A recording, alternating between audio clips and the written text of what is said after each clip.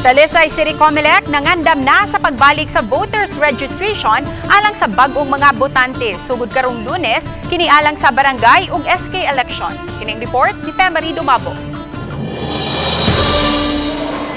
Bukas ang Talisay City Comelec Lunes hangtod sa Sabado alang sa bag-ong mga botante nga gustong magparehistro. Mato ni Yusuf Buak, election assistant sa Talisay City Comelec, nga susama sa miaging tuig, ipahigayan ang pagpangrehistro sa parking area sa motorsiklo sa City Hall compound. Hinuon ang pagkuha og gulagway og biometrics himuon sa buhatan mismo sa sud sa Comelec. Usa sa ilang plano karon nga mubukas og off-site registration sa usa ka mall.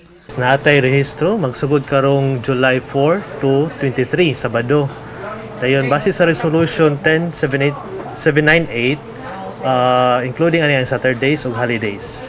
Makaparehistro ang nag-edad sugod 15 anyos alang sa SK election og 18 anyos pataas alang na sa barangay election.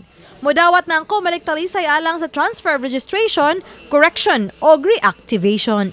Hangyo lang na mga inig-ari nila sa atong opisina sa Talisay, magdala sila valid ID, photocopy o kung wala sila ID, ilang live birth. Uban ni Jun Sulon. Ako si Femery Dumabok. Balitang Bisdak.